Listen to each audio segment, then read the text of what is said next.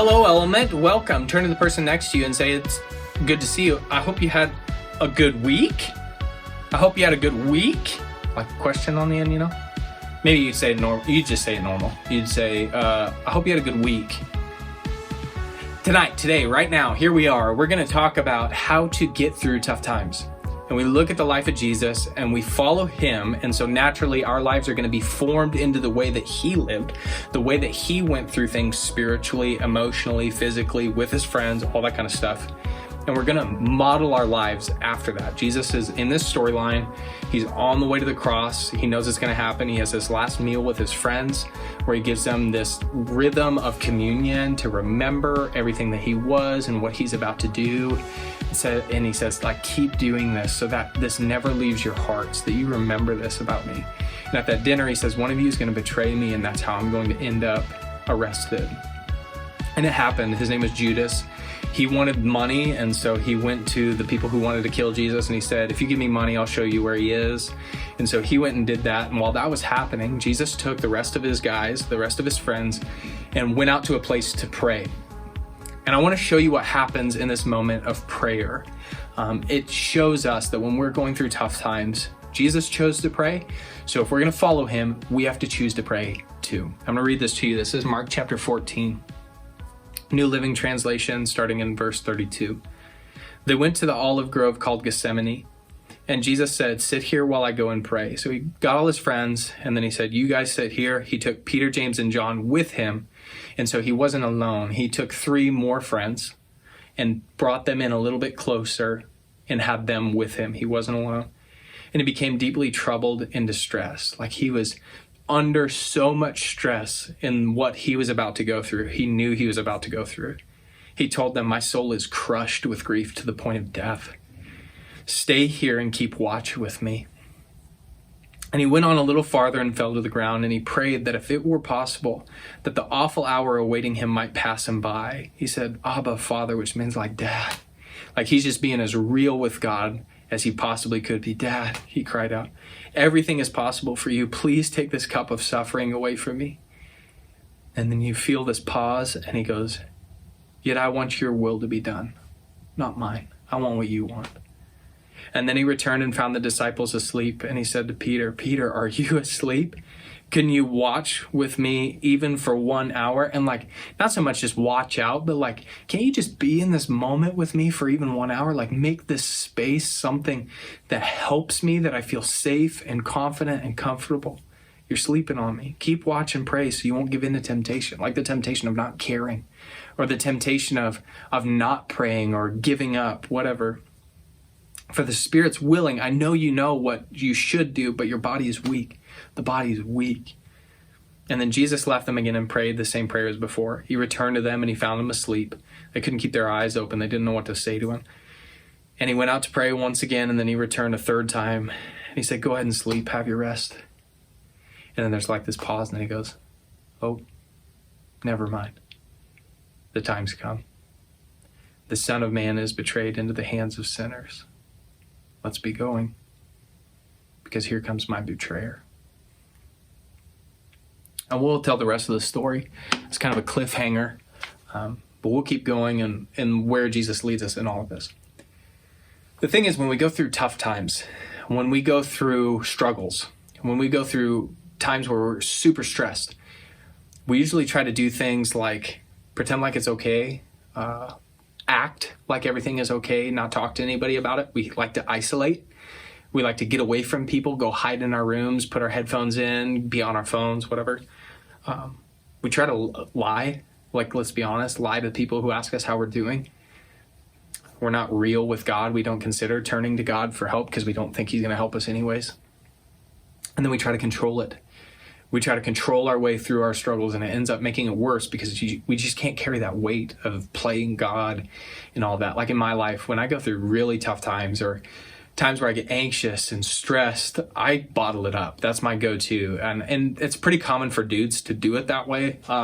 Also for girls. I mean, everybody's got their own way of dealing with stress. I bottle it up. And I've found that over my 30 years of life, I get about 2 weeks of pretending. And then after that 2 weeks, I break. Whether it's like emotional, I like cry. It's whether it's like I just can't be around people anymore because I'm going to be mean to them because I'm just at my breaking point. I need help.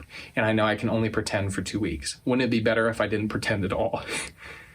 The solution to this, the way that Jesus shows us through this, is 4 things.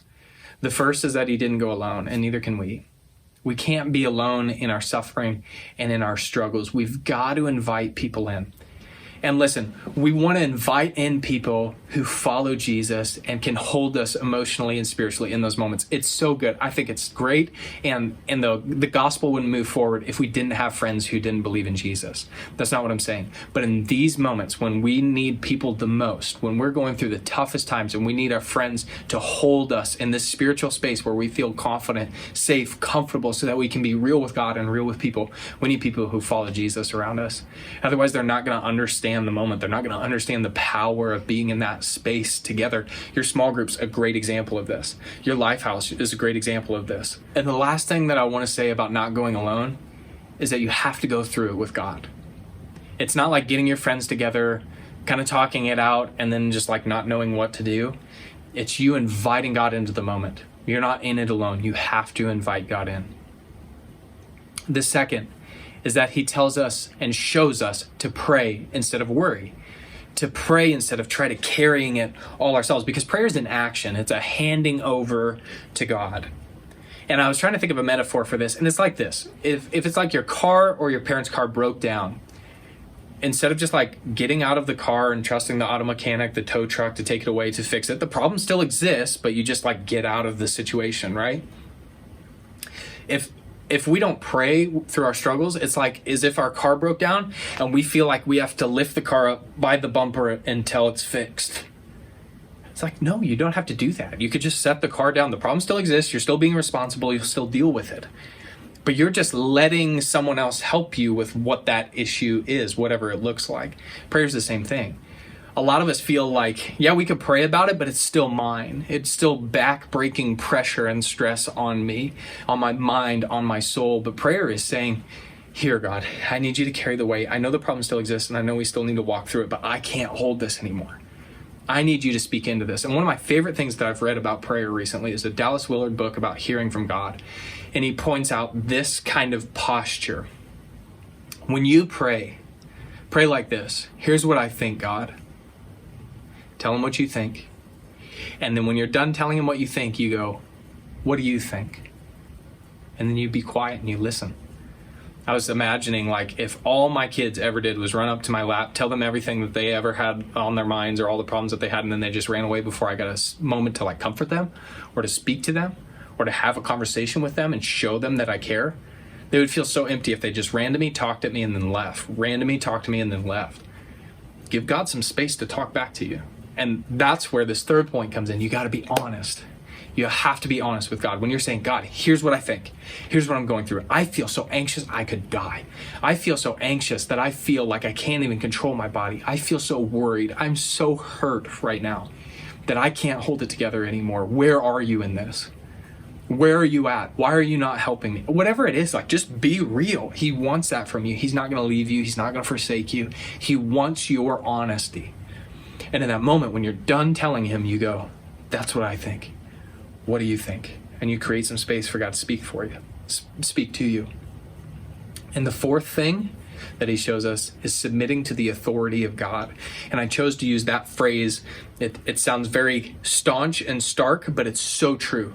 Submit, give in to the authority of God the Father. He's in control. He created all of this with his breath, with his words. The universe came into existence. You don't think you can find yourself under his leadership to go, God, there's stuff I can't see.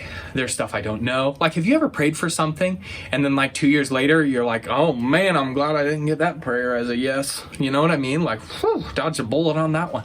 God can see stuff that you can't. He sees the beginning and the end, and he knows everything in between. Do you think maybe you could trust him in the way things are going to go? You find yourself under his authority. I just went through something recently where I was like, man, I'm so glad I'm not the final authority on everything.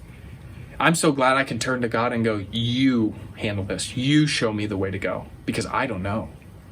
And maybe you don't know. Maybe you feel like you don't know the way to go. Maybe you don't know how to get through it.